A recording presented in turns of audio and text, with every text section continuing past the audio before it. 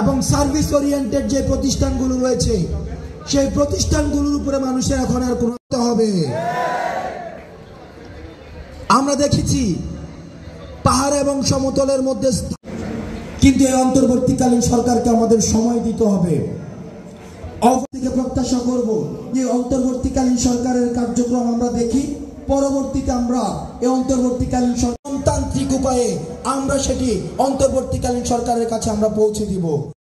এই বিভক্তিতে অংশগ্রহণ করেছিলাম, আমরা চেয়েছি বলেই হচ্ছে বিভক্তিটা হয়েছিল।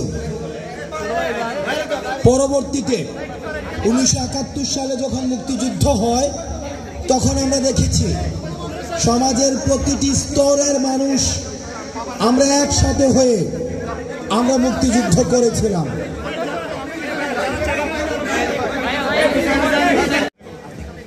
সর্বশেষ 2024 সালে স্বৈরাচারী খুনি ফ্যাসিস্ট শেখ হাসিনাকে যখন আমরা রাষ্ট্র ক্ষমতা থেকে নামাতে চাই, তখনও আমরা দেখেছি সমাজের প্রতিটি শ্রেণী পেশার ছাত্র নাগরিক এই স্বৈরাচার বিরোধী আন্দোলন, ছাত্র নাগরিক গণঅভ্যুত্থানে অংশগ্রহণ করেছে।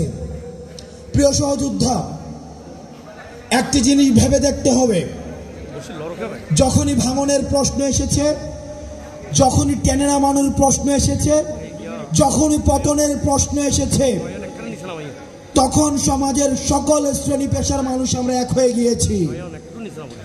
কিন্তু যখন গঠনের প্রশ্ন এসেছে তখনই আমাদের মধ্যে বিভাজন দেখা দিয়েছে।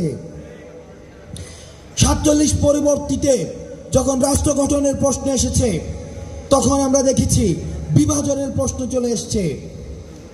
71 পরবর্তী সময়ে আমরা যখন দেখেছি রাষ্ট্র গঠনের প্রশ্ন আসছে, তখনও দেখেছি মুক্তিযুদ্ধ যেমন সবাই একত্র হয়ে যুদ্ধ করেছে, 71 পরবর্তী সময়ে সবাই একত্র হয়ে রাষ্ট্র পুনর্গঠন করেনি।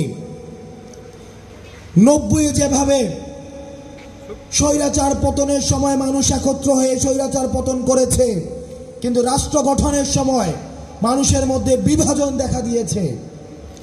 এখন আপনাদের সিদ্ধান্ত, এই 24 পরবর্তী সময়ে আপনারা কি ইতিহাসের পুনরাবৃত্তি ঘটাবেন, নাকি 24 পরবর্তী সময়ে আমরা যেভাবে স্বৈরাচার পতনের সময় ঐক্যবদ্ধ ছিলাম ঠিক একইভাবে রাষ্ট্র গঠনের সময় আমরা ঐক্যবদ্ধ থাকব।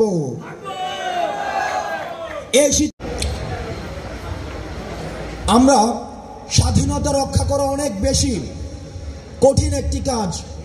আমরা স্বাধীনতা অর্জন করেছি, কিন্তু সেটি রক্ষা করতে হলে আমাদের সবার